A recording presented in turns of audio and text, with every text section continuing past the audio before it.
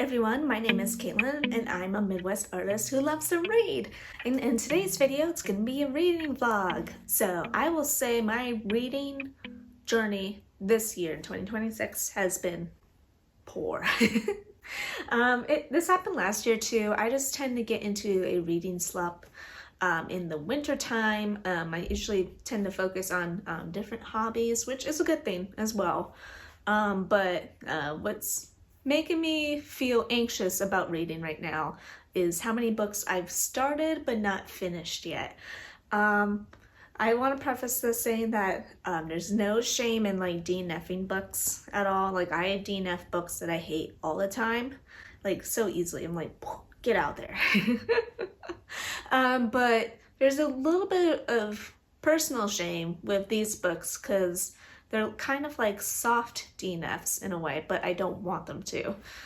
They're books I've started, I've liked them or enjoyed them, but I just haven't gotten around to finishing them yet because of life and its stressors or something else caught my eye. So I kind of want to change that. And I also want to get a crack on with some reading challenges that I'm doing. Okay, so what do I mean about books that I've started but not finished? Let me just actually grab the stack here. Oops. Oh god, there's so many. There's so many. Oh no, they're so heavy too. Can you see these? Here's the stack of books I've started. So yeah, it's a lot of them. My goal for this video is to finish at least 3.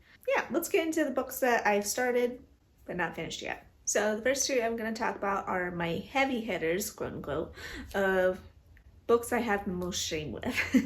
It's the 2 books that I'm talking about is The Letters of Vincent van Gogh by Van Gogh and The Amazing Adventures of Cavalier and Clay by Michael Chabon. So why are these the most shameful? So I was looking at my Storygraph history. So The Amazing Adventures of Cavalier and Clay, I started reading back in October of 2025, which, I mean, not that bad, but also this was on my 23 for 2023 book list of me wanting to finish that book in 2023. And it's 2026 now. So it's been on my TBR for a long time. It's been recommended to me by many people.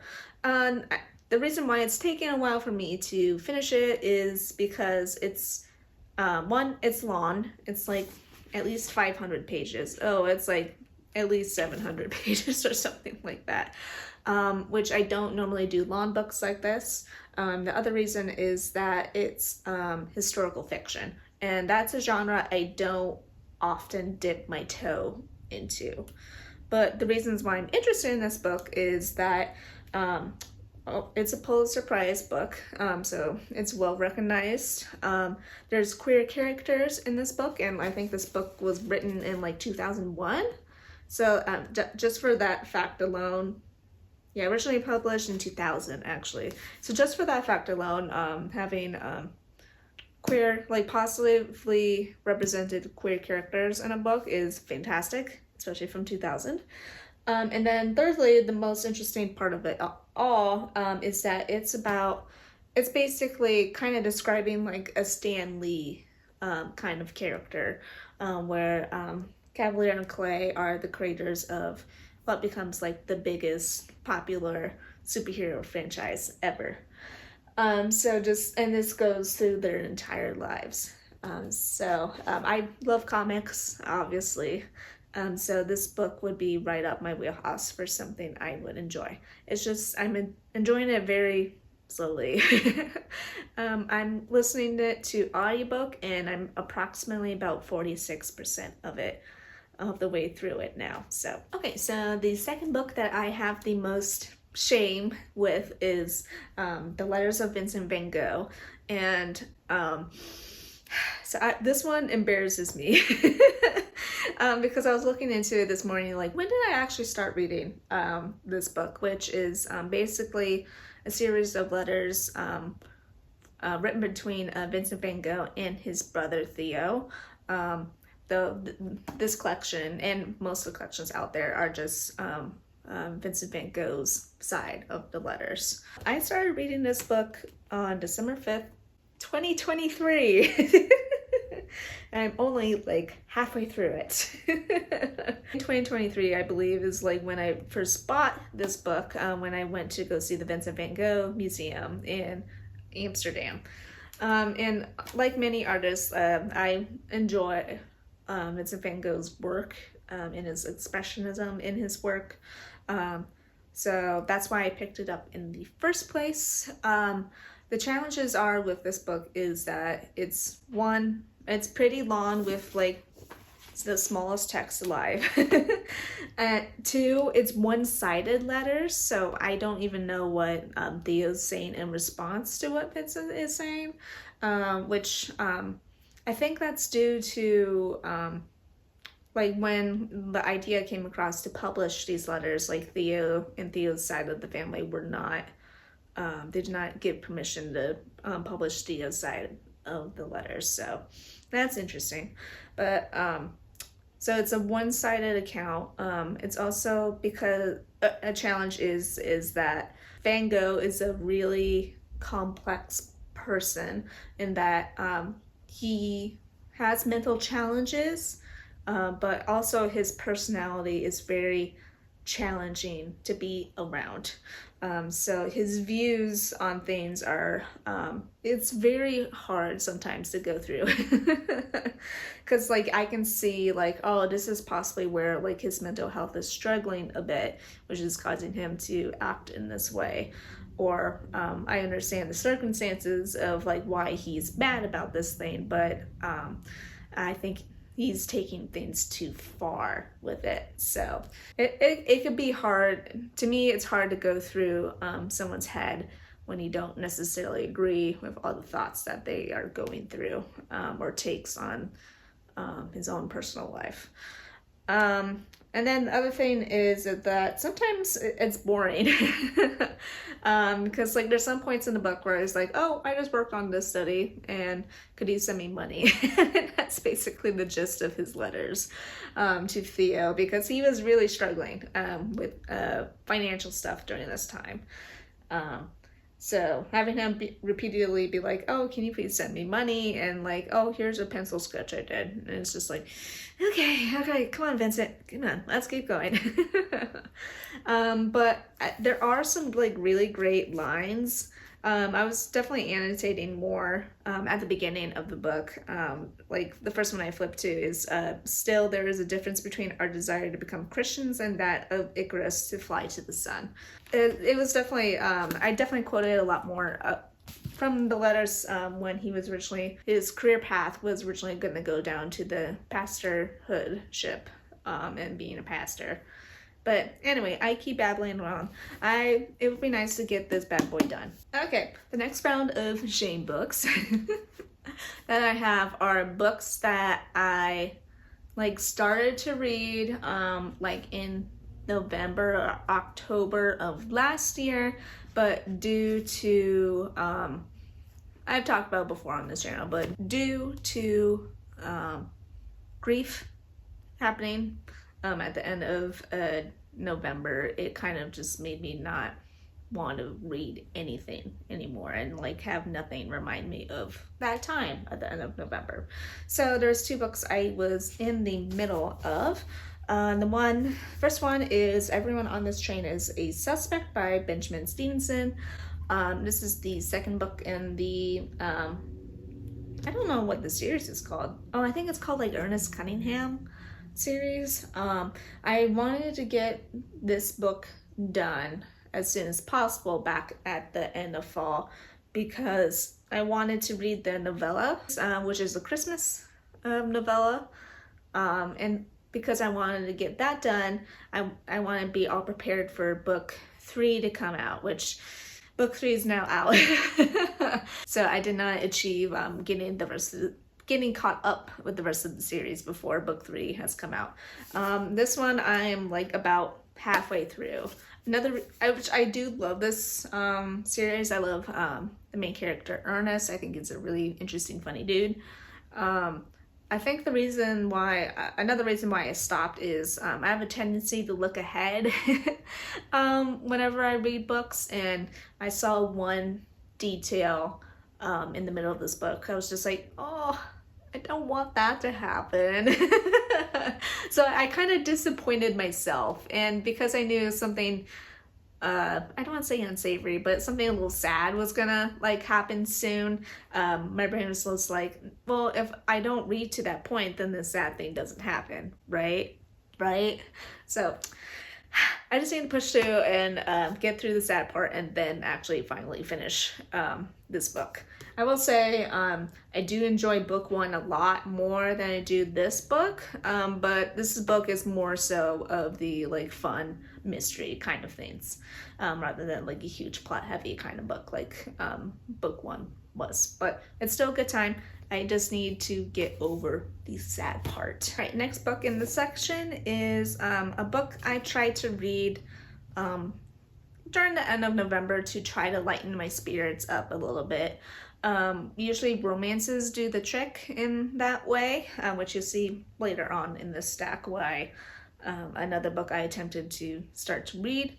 I picked up The Nightmare Before Christmas by Sarah Rash during this time period, and I did enjoy the writing of it. I thought the writing was really good.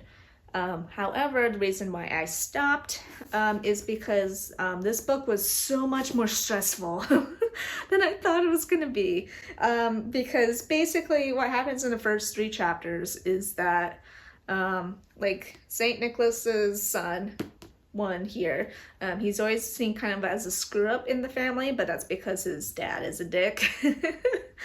And he tries to do something good for Christmas, but actually causes I think it was like one small country island, like their economy to like fail with like the amount of gifts that like he added to the country during Christmas Eve, something like that. So he's kind of like put down a few pegs in like the public's eye during this time. Santa, his father, tries to do is set him up with like a PR relationship with like the princess of St. Patrick's Day or something like that.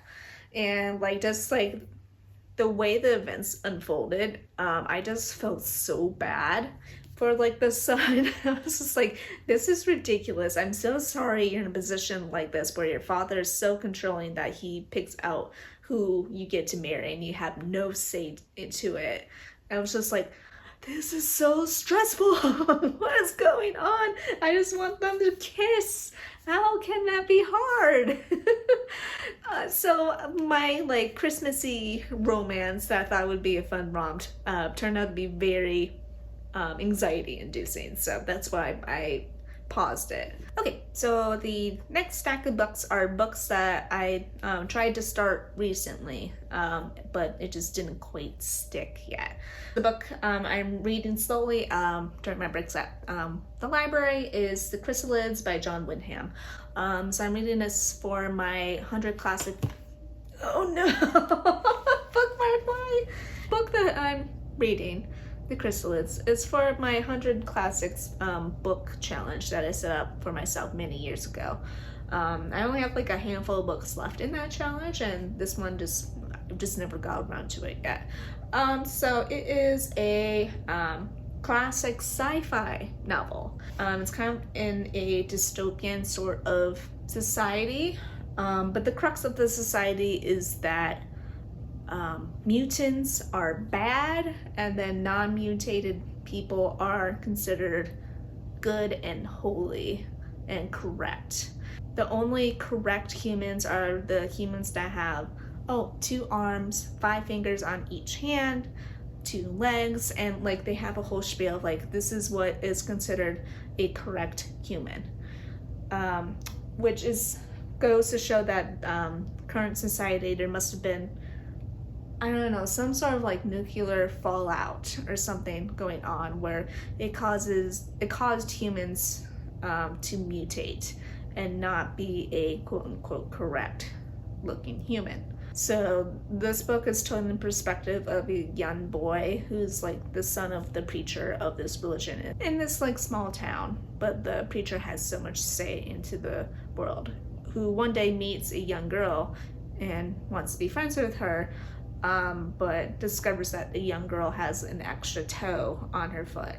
And at this point, this is where the boy starts questioning, oh, like, why do we think this way in society when, like, she's cool, she's my friend?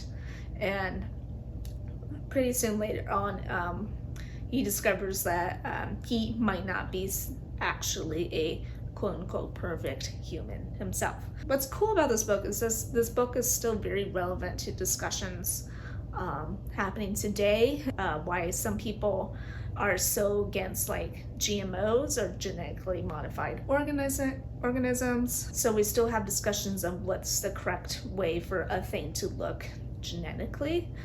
One thing I don't think the book is going to go into is like, does the society have a way of saying like, oh, so a person is genetically correct if they have this certain skin color, versus like different skin colors and other ways that talks about current prejudices that we have today.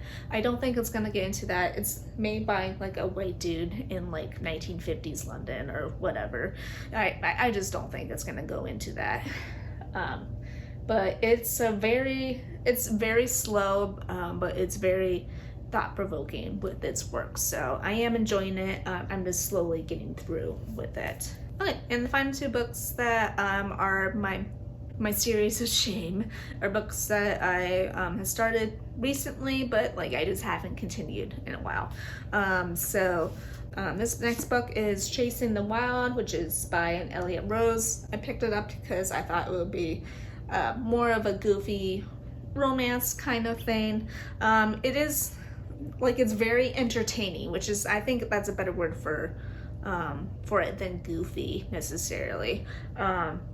This is like one of those like forbidden romance kind of books, which I've never really dipped my toe into. The premise of it intrigued me because it just reminded me of like those like Twitter posts where like this girl breaks up with her boyfriend and she's just like, you know what, to like kick my ex-boyfriend down after breaking up, I'm just gonna go hook up with his dad. And everyone's just like, oh yeah, you go baddie, you do it. And it's basically, this is the situation. So the main character, Layla, I think, she breaks up with her boyfriend, which is like generally like her age boyfriend, who's just is a douche. He's a douche. He's very bad.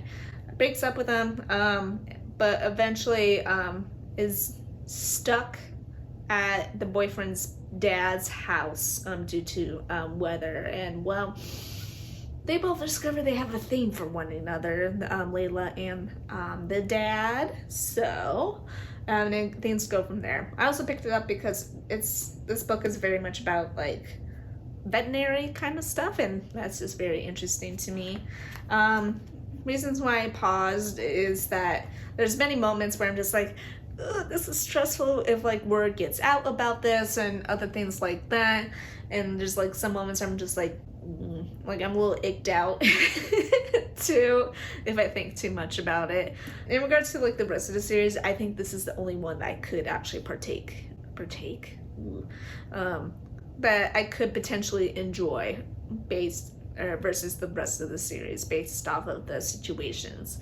I'm a very simple gal with what I'm looking for in my romances, so for like a forbidden romances are more of an outlier for me. So I thought something entertaining with lots of highs and lows would be a good choice to get me excited to keep reading. The last book that I have some shame with not finishing, it's a book that would be considered a certified banner for me. Like I was feeling very frustrated with like not finishing any books, and one solution I thought was to get like a whole stack of books, which I'll show you a clip of it, of books that I thought would be certified banners for me to read, to get back into reading. rather than taking a chance on a book that I'm not sure if I would enjoy or not.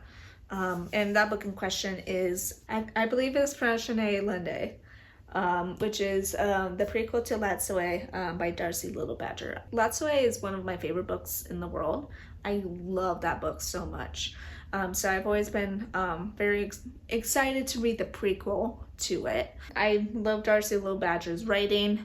I think what's pausing me right now is it's just not quite hitting as Latsue did to me yet. Like we're still getting in, like where I'm at, we're still trying to get into the gist of the mystery that's going on with it, and it just hasn't quite sunken its teeth into me yet. So I definitely want to keep trying this, but here we go with the stack of shame.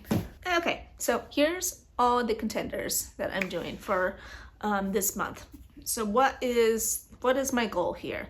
My goal is to finish 3 of these books by the end of the month, and I think it should be possible. I just need to stay determined and not stray too far away from the huge stack of books that I'm in the middle of. A couple caveats is that I'm going on vacation, so that might limit what kind of books I bring with me while I'm on vacation. Like I'm already planning on just bringing 1 physical book in my Kindle for that trip, so I have to be very mindful of which book I choose for my vacation.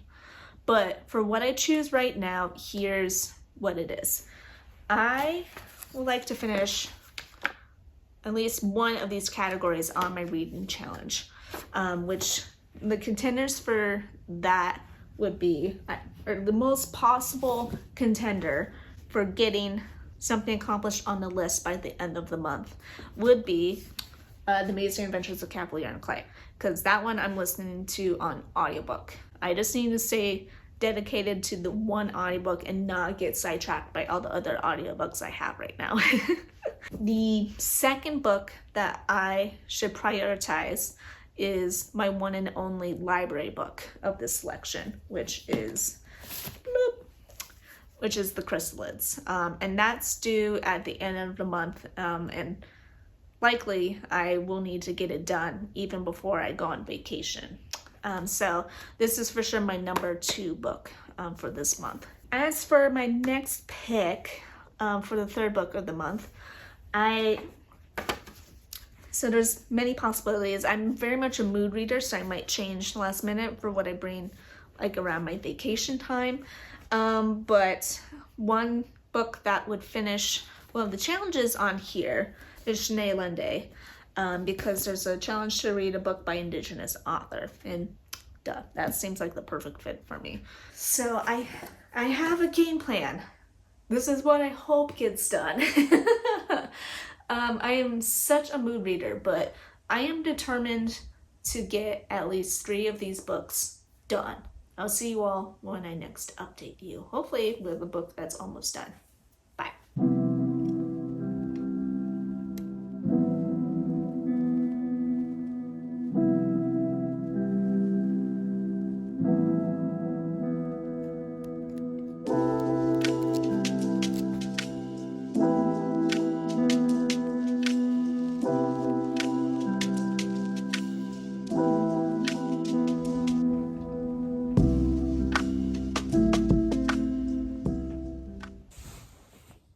Hi. Welcome to the floor, and also the future. So I was, as per usual, talking with my therapist. And I was telling her, like, I've been in the middle of so many books, like, for the longest time. She's like, you should just stop reading them and put them away. And, like, it's become a stressor for you. I'm like, you know, that's very true. But a thought struck this morning. I think there's going to be a twist to this video where I have to read as many books in this stack, and the ones that I don't get to, I have to de-net them and put them away to read in the future. Like, I have to do like a hard, like, nope, I'm done, and then put them away. So hopefully that gives me more encouragement to read as many of these books as I can. And so, yes, Here's the twist. All right, let's go back to the video.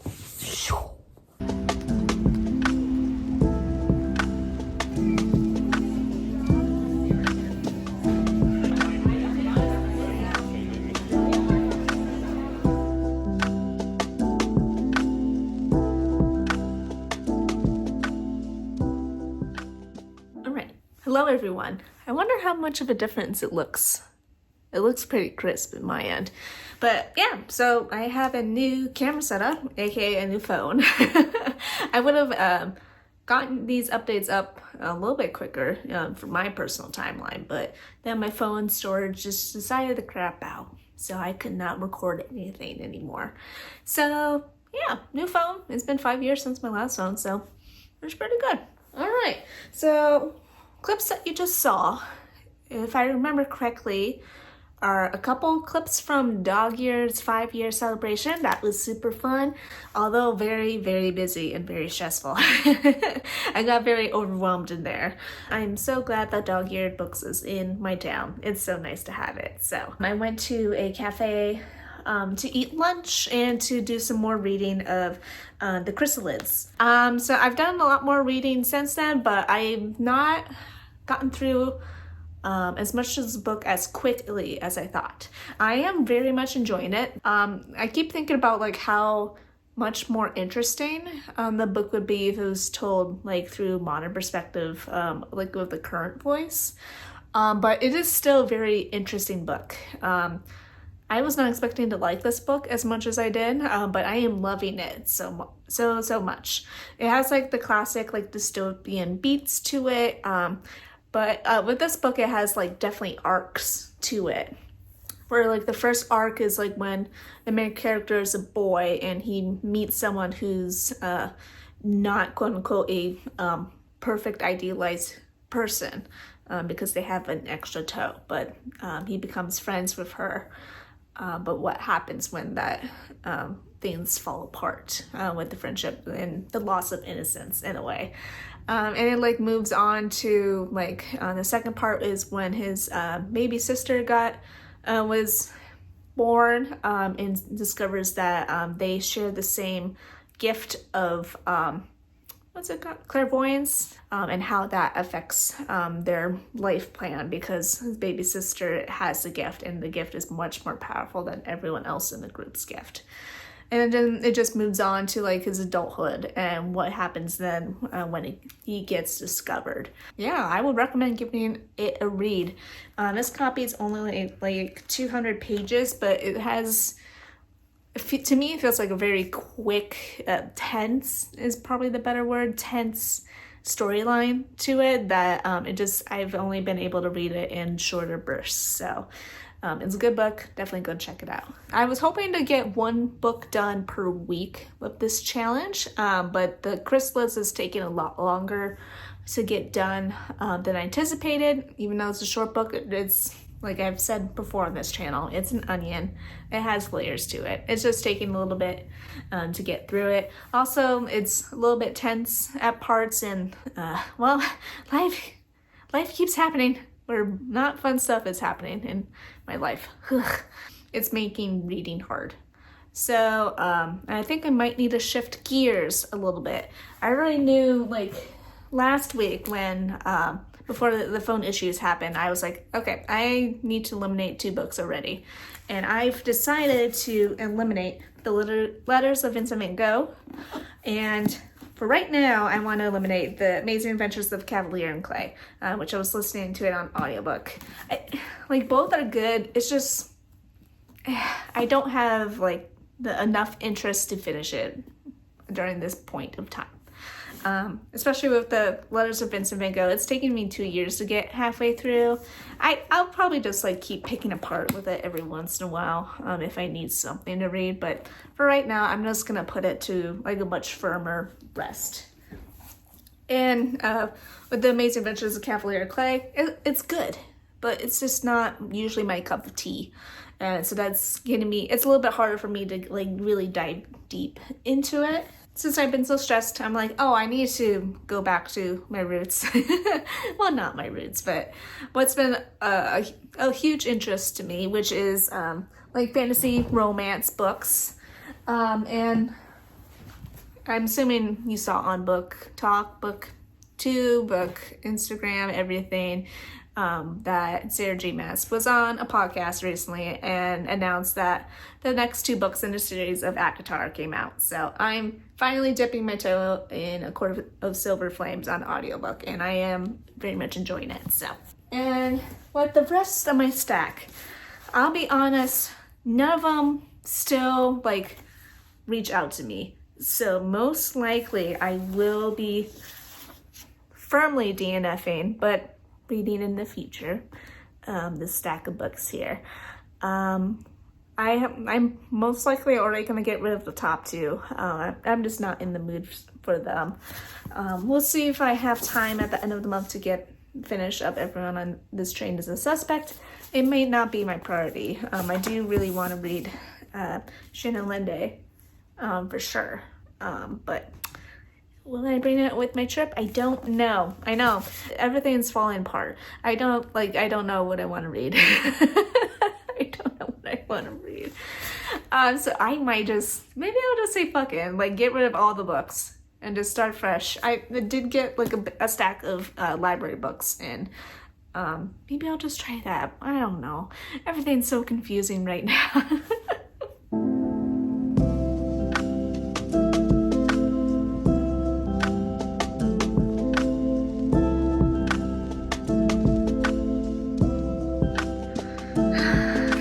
God, it's March. Stop blizzarding. Why? Iowa, why? Why you like this Iowa? Oh man. All right, hello everyone. Here's another update of what I've been reading. Sorry if you can hear the heat going. It's literally 8 degrees out and it's March. Hooray.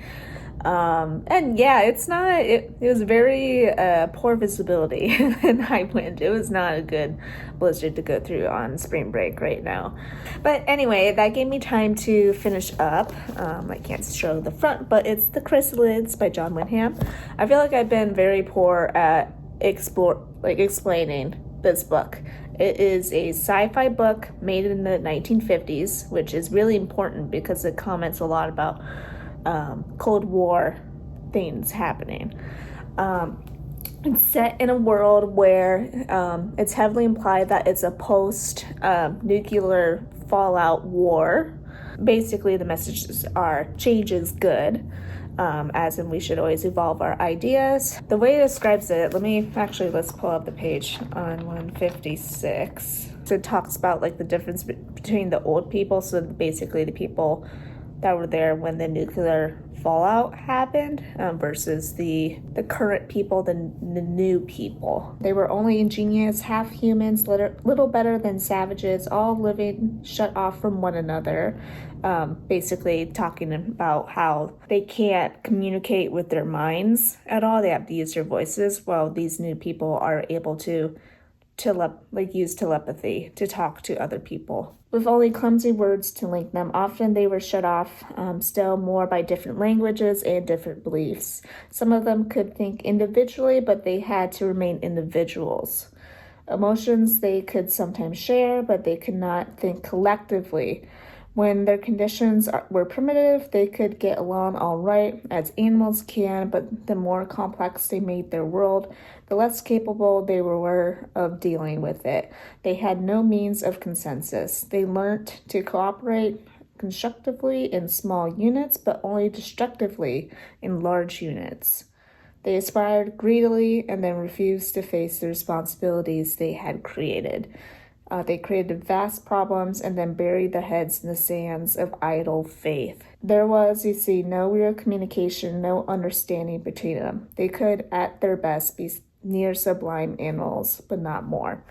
And that, I feel like that really captures the entire messaging of the book. And it's like highly critical of what was going on in the Cold War, the fear of nuclear fallout from the Cold War to communities, like different countries and like different groups of people not being able to communicate with one another, their thoughts and feelings, and cooperate. It was always faulted back to the base animalistic of like animalistic views of us versus them, and you got to protect the ones that look, think, and feel the same as us versus other people who feel differently. I think there's lots of interesting talk about groupthink. Groupthink, as in like with the old people and like the rich, like the people at the beginning of the book. They're like, the person must look like this. So they've like deluded themselves into think that's the only way to think, is that a person should only look like this being, because they feel that it is a godly image. Versus where with the new people, they're able to communicate one another in like thoughts and feelings in more complex ways than just speaking. And they're able to have a more deeper conversation because of that. And it's not like in an animalistic way. So there's definitely lots of things to think about in this book, and I'm really glad I read it. I really did enjoy it. I think it could have easily included like maybe like 50 more pages just to dive deeper into more topics surrounding this, but I really did enjoy it. I liked it. Go check it out. So yeah, right now I'm gonna finish up doing some book journaling entries for that. And now I have the tricky thing of picking out what my next book is going to be, which as of now, I've dropped off to 2 books for my challenge that I'm doing. Who knows, maybe I'll just like cancel all of those books and start a new one before I go on my trip to Seattle.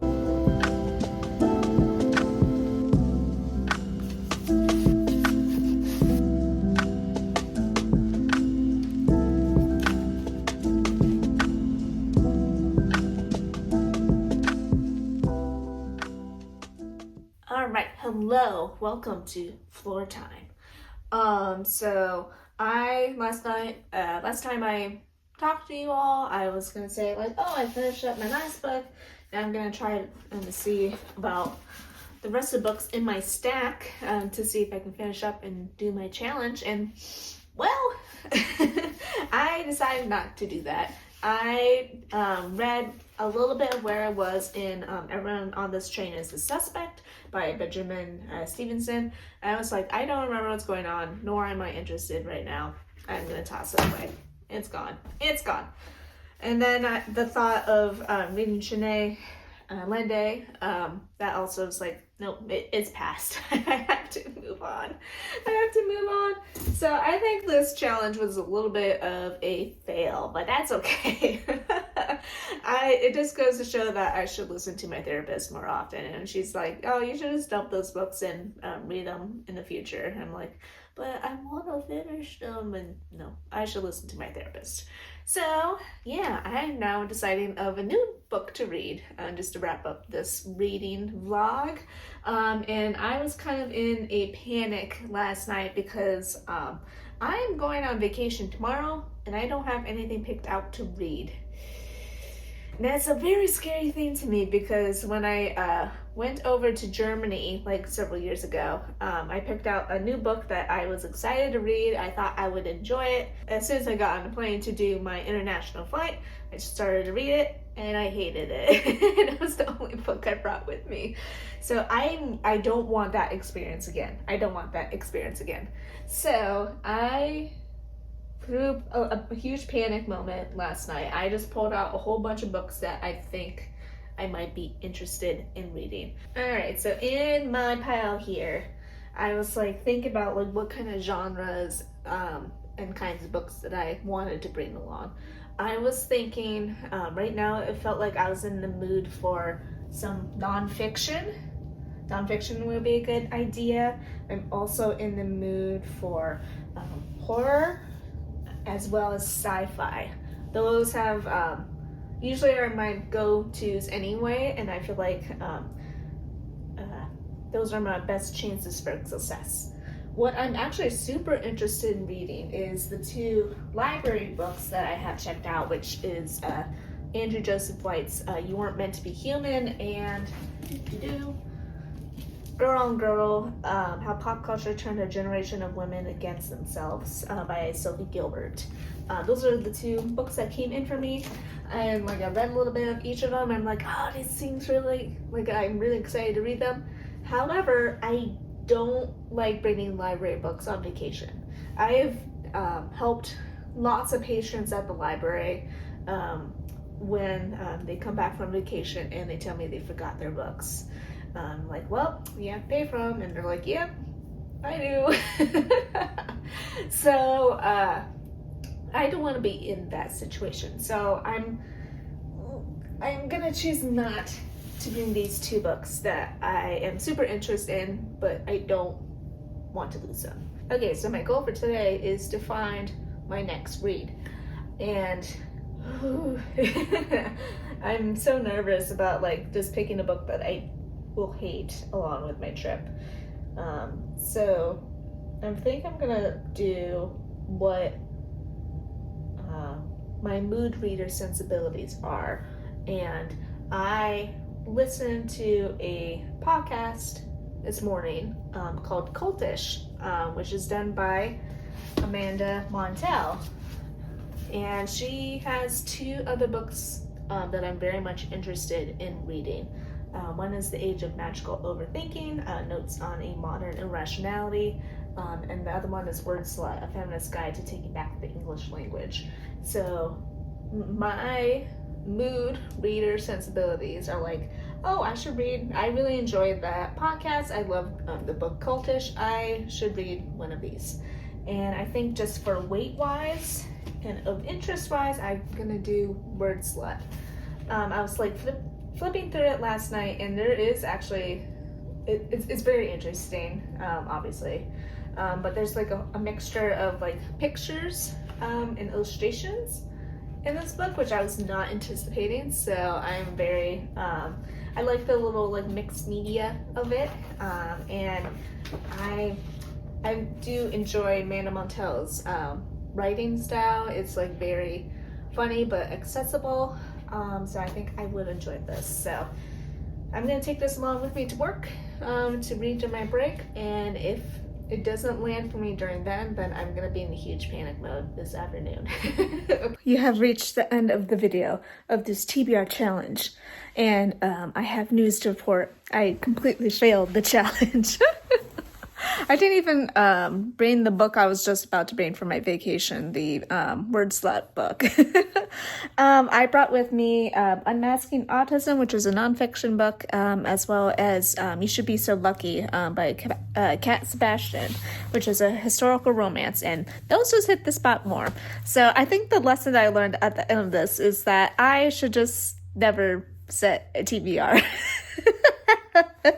I'm way too much of a mood reader to do any sort of like TBR challenge like that, especially when I'm stressed or anxious about things in the world. So anyway, that's my learning opportunity. This vlog has mostly just been a discussion about the book The Chrysalids as well. Was not expecting that, but oh well. But if you enjoyed this video, feel free to, do normal YouTube things like comment, subscribe, and yeah, I'll see you in the next video. All right, bye-bye.